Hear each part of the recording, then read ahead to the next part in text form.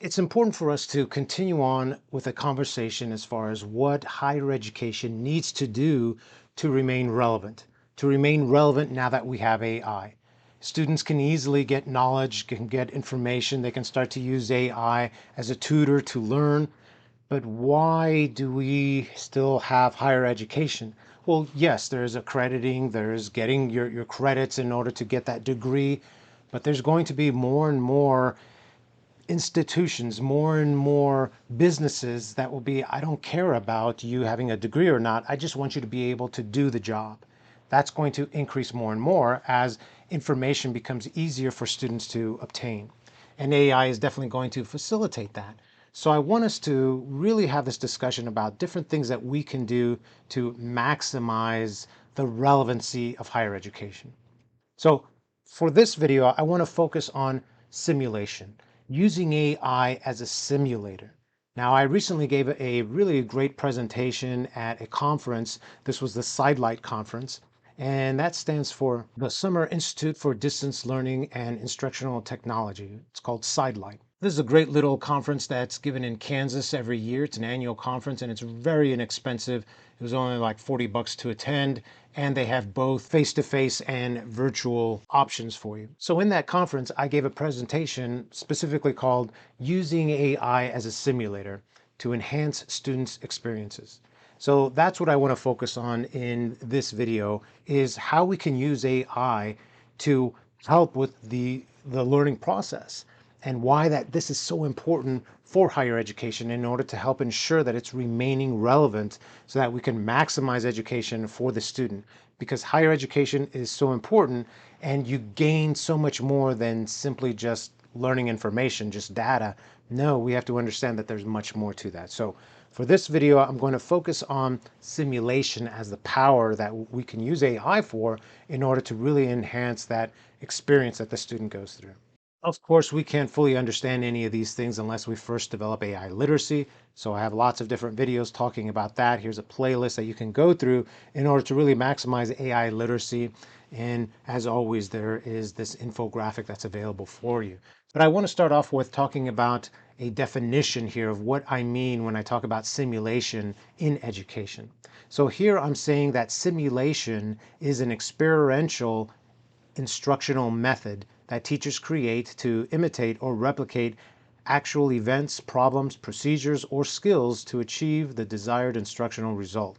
This comes from a great research article called Simulation as a Classroom Teaching Method by Professors Jerry Jones and Catherine Barrett. They also go on to say that students experience this situation and apply learned skills and knowledge, think critically, and gather meaning from the practice. This is really important. So this is experiential learning that they're going through by going through a simulation. So that's what I'm going to be talking about, is how we can use the AI in this way.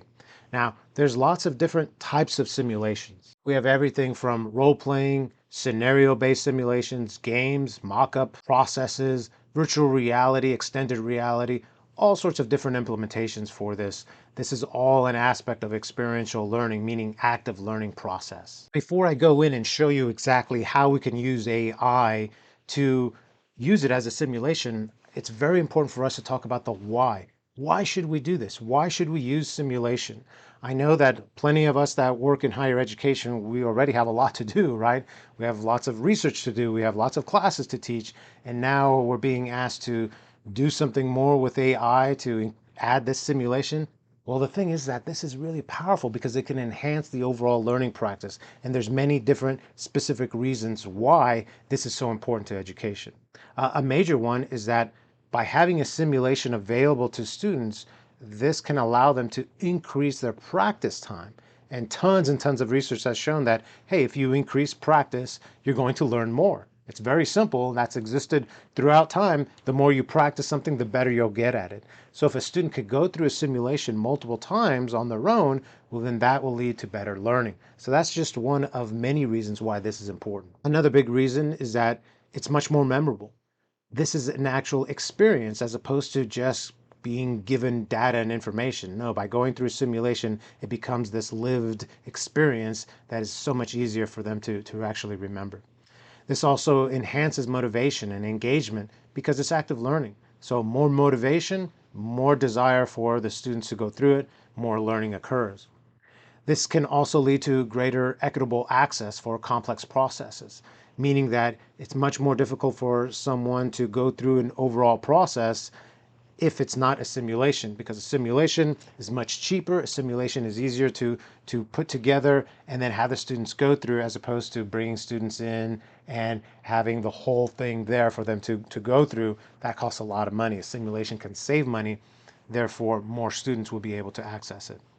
And of course, the last one here is the one that I started off with, meaning that, hey, this is going to have additional capabilities to make it more relevant. Now we're using critical thinking.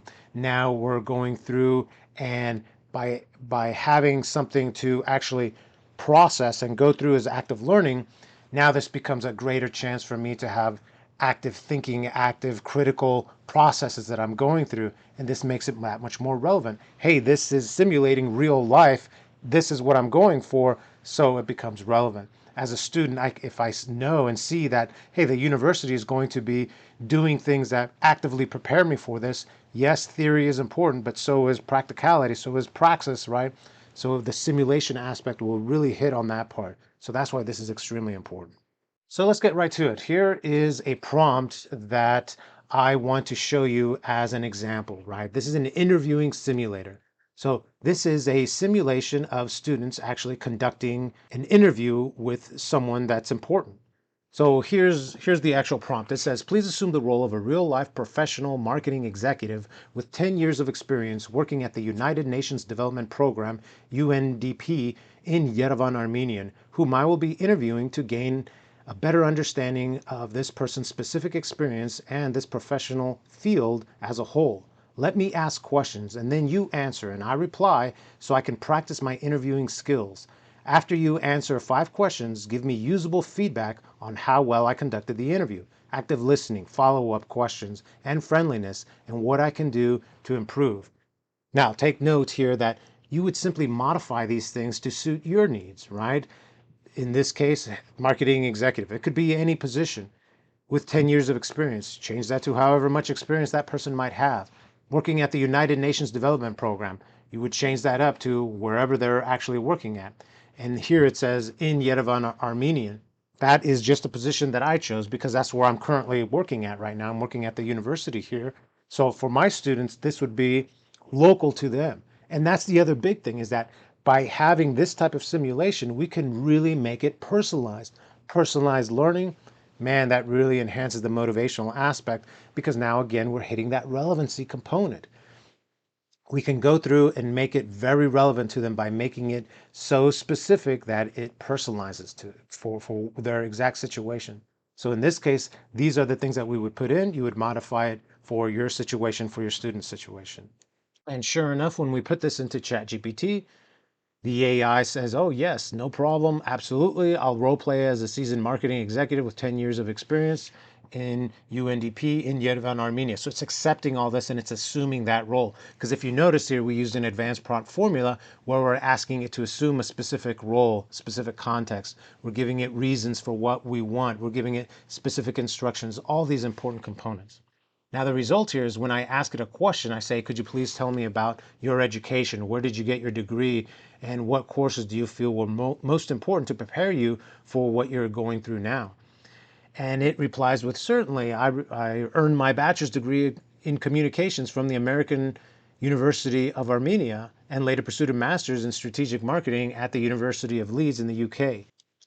That's really important there, that it assumed this role and then it's starting to play this role of, oh, you're in Armenia and you're talking about the situation in Armenia, so I'm going to pretend that I got my degree from there, right? This makes sense. I got my degree from the UK. Again, very nearby Europe, as opposed to saying all the way from the United States. So the story becomes that much more plausible, that much more realistic, to help the person going through that simulation to actually go through and learn from this process to gain a real experience by going through it. And that is really powerful here because, again, we want that emotional connection with the learning process. And this can really do it by having the student go through it. So it gives me great answers, and I follow up with more questions, and then I ask it for my actual feedback. Remember, I asked it to give me feedback after I asked 5 questions. So here's the feedback that it gives me. And it gives me some great feedback. It says, hey, here are the things that you did well, active listening, great points, the follow up that you did, you transitioned naturally, you kept the conversation logical, and you progressed. So very great. But here's the other big part that's awesome is that it also gives you suggestions for improvement. It talked here about going even deeper with follow up, about this type of probing question shows confidence and makes interviews more dynamic and insightful. Note taking cues, suggest to take notes as you're going through that. And then overall assessment, it gives me this information. Now, remember that when I prompted initially, I just gave it some small little things as far as what I'm looking for in feedback, but you could upload an entire rubric in there. There's many different ways to do this. And that's the important thing for you to understand is that I'm sharing you a basic, simple way that's been very effective in my experience. But you can do so much more. You can modify this in many different ways. There's many ways to attach this. You're only limited by your imagination. That's a key thing for I want you to always remember that when dealing with AI is that there's so many different ways to use this to enhance the teaching and learning process. You just need to take a step back, be mindful, be creative, reflect on this, experiment with it, and then continue to improve it. And then you can get lots of great effects from using this. In a previous video that I'll link to in the description as well as in the comments, I gave you a demonstration of how this would work, how this would look if you use the advanced voice mode. So here's a short clip of that. Please assume the role of a director of an art museum in Kansas City, Kansas. I have been given the assignment in my high school social studies course of interviewing this person, but I need to practice my interviewing skills. Please let me ask you a series of questions one at a time, and then you answer each one. When I'm done with the interview, I will thank you for your time. I will then ask you to please give me feedback on how it went.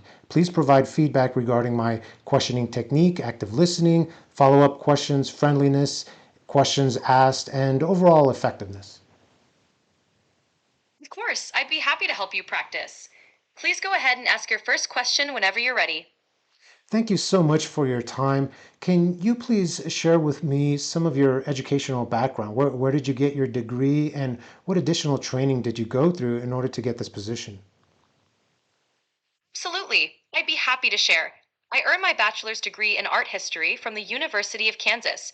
After that, I completed a master's degree in museum studies at the George Washington University. To further prepare for this role, I underwent specialized training in museum management and curation, including internships and workshops focused on art conservation and educational programming. Wow, that sounds really interesting. And I'm actually thinking about going to that same university to get my degree. So I really like to hear that you were able to get it from there. Now, can you tell me about any specific classes that you went through that you felt were the most impactful in order to help prepare you? Of course, some of the most impactful classes I took were museum education, which focused on creating engaging programs for diverse audiences, and art conservation techniques, where I learned about preserving and maintaining artwork. Additionally, curatorial practices provided me with hands on experience in organizing exhibitions and understanding the behind the scenes work of a museum. These classes really shaped my approach and prepared me for my role as a museum director. Wow, those sounds like really important classes. I'll be sure to make note of that so that I can take them as well. Another thing that I've heard about is that artificial intelligence is something that I should be learning because it's impacting all industries. Is that true even for this field? Absolutely. AI is becoming increasingly relevant across all fields, including art museums. In our industry, AI can assist in various ways, such as enhancing visitor experiences through personalized tours, improving conservation efforts by analyzing artworks, and even streamlining administrative tasks. Learning about AI can definitely provide you with valuable skills that are applicable in a modern museum setting. Wow, that's really interesting. I'll make sure to take classes on that and develop my AI literacy because it really is so impactful. I really want to thank you for your time. I've learned so much by being able to interview you. Could you also give me feedback? Of course, you did a great job. Here's some feedback. Questioning technique. Your questions were clear and well structured. You started with a good, open ended question about educational background, which allowed for detailed responses. Active listening. You showed good engagement by acknowledging and reflecting on the answers. This demonstrates that you were paying attention. Follow up questions. Consider asking a few follow up questions to delve deeper into specific points, like asking how AI is specifically used in your museum. Friendliness. You were polite and respectful, which made the conversation pleasant. Overall effectiveness. You effectively covered important topics and kept the interview flowing. Great job overall. Keep practicing and you'll keep improving. Thank you so much. I appreciate it. You're welcome. I'm glad I could help. Good luck with your assignment, and feel free to reach out if you need more practice or have any other questions.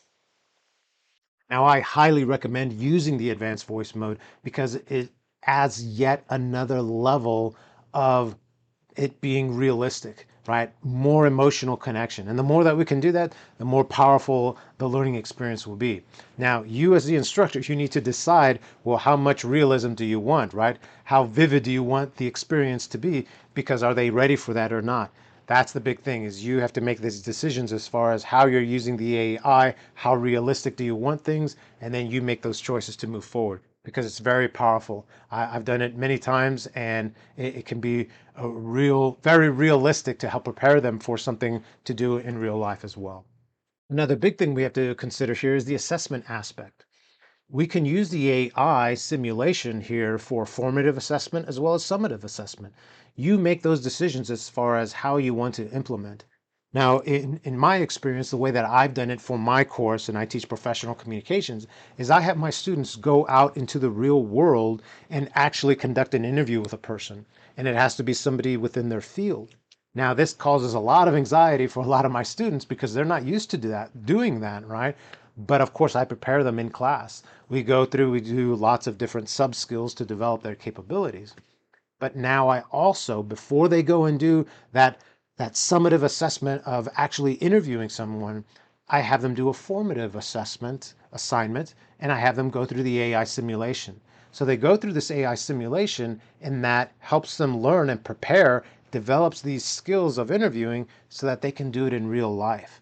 And that's really powerful. That's really where we gain so much, is because they've gained this experience. And I really want to share with you some of the comments that I've received from students as far as what they thought of going through this AI simulation. So here you go, lots of positive feedback. They talk about the AI mock interview was very easy and helped me prepare myself for the real one. The AI sim was such a perfect way to practice for the real thing. I felt well prepared because it really matched. And I like this, and it helped me understand AI as well. So they're gaining some AI literacy by actually using the AI. But this is my favorite comment right here. It states, I had a lot of anxiety about doing the interview with a real professional. The AI simulator helped me prepare a lot. I did it 5 times.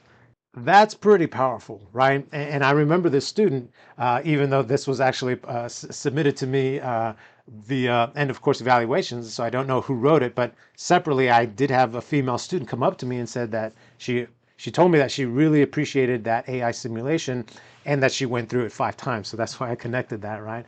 But she said she went through it 5 times because she had so much anxiety, so much worry about doing this in real life. But when she went through the AI simulator, she said that she could physically feel her anxiety, her stress level going down. Why? Because now she felt more prepared. She was able to know the unknown, right? Because the thing is, when you go through an AI simulator, you don't know the specific things that it's going to say. That's the whole purpose of a simulation for the most part, is that you don't know all of the full answers. Things could go differently based off of what you do. So the more that she practiced, the more that she gained this understanding of, oh, it could go in sort of these different directions based off of what I say. And so she learned a lot, and she became very prepared and very confident in her abilities. And then when she went and did it in real life, she did excellently, no problems. And she said that she's never gone into a situation like that in real life feeling so confident, and this really helped her. So that's really powerful. And she went on to say that she plans to use this in the future for any type of similar type of situations. That's really what we're going for in education, right? For a student to be able to take what we've teach them here in the classroom and be able to apply it outside of the classroom. wow, that's really what we want. And you can see how this AI simulation was able to deliver with something like that. But there's more here for us to get from this. So here's an overall, basically a prompt template, a formula, where it just goes with, please assume the role of A, and then a realistic role related to the discipline, simulate A, and then a scenario type, where I'm a student role, whatever that role is going to be. Guide me through the situation step by step, asking me questions, providing updates based on my choices, and giving feedback. The simulation should align with these learning objectives, and then you put in whatever specific skills or knowledge areas that you want your students to develop. Begin the simulation when I say start. After each decision I make, adapt the scenario accordingly and explain consequences as they happen. At the end, give me an evaluation of my decisions and what I could do to improve. Again, this is just a sort of a prompt template for you to manipulate and edit however you need, however you want. I'll put both of these up there, the template itself and then what I used before in the example. I'll put that in the comments as well as in the description. And then here is sort of some more examples, such as nursing, business, education. Here's different roles. This could be a nurse in an emergency room, a business client, a high school student, different scenario types, different roles that the students could be playing, different learning objectives. All these things you could manipulate in many different ways depending on what you need for your course. But there's much more, because you could use an AI simulator for job interviewing practice, for business presentation practice, for discussions in class. The student could practice what it would be like to have a discussion with the instructor, with other students in the class, simply by using an AI simulation. And I actually used the AI to prepare for my presentation to this conference, the SIDLIT conference, and it was great. I simply created a modified prompt dealing with, hey, I'm going to be presenting at this conference about this topic. Here's the basic information. What type of questions might they have? And you can see here, this is still, although I'm using an advanced prompt formula, this is still pretty simple. I could have uploaded my entire presentation. I could have given it a rubric that I'm looking for. Anything. I can do so much more here, or I can keep it nice and simple like this, so that I could simulate what it would be like for these conference attendees to be asking me questions. And it asked me great questions, and it really helped me to prepare, and it made me that much more confident when I actually gave the presentation. And of course, I asked it to give me an evaluation, so it gave me feedback, it gave me some things to work on, to enhance, so suggestions, and it was great. It really helped me to prepare for all of this. Here's some references on what I used for my actual presentation talking about simulations when I gave that at the conference. So there you go. There's some very important, very usable ways that you can use AI as a simulation within your class right now. And it's not this thing of, oh, it's going to take a long time or I have to know programming. No, to have the AI function as a great simulator for all sorts of possibilities. I've given you a template, I've given you my example. Modify that however you want, experiment with it so that you can see how you can incorporate this within your course. Now, quickly we'll be having more advanced AI that will be able to create even videos for us, so that instead of it being just text-based or just audio-based when we use this, right? Because I can have a great simulation with audio through this, which is awesome, but we'll also be able to make it via video. That'll come very soon, and then it'll be even more of an emotional connection. So I definitely think that all of us should be using much more simulation within our course, and it's very adaptable to any type of course for any type of subject, in order to enhance that teaching and learning within the course, to make that student be able to connect that much better with the content, to make it that much more personalized, that much more real, so that it can see the relevancy of that course. This is one way that we can enhance relevancy for higher education overall. Now, what are your thoughts on this? Have you implemented this within your course already? What are some suggestions that you might have in order to maximize simulations using AI within academia in general? I'm really interested in your thoughts. Do you have counter arguments? Very interested in that as well. Let's have a discussion. Let's continue on with this in the comments section, because that's really how we continue to learn and develop this. I plan to make more videos in the future to talk about other ways to maximize relevancy of higher education, because I think that's extremely important as we continue to move forward. So looking forward to your thoughts and ideas, so that I can go through those comments and we can learn from one another. And remember that learning is for life.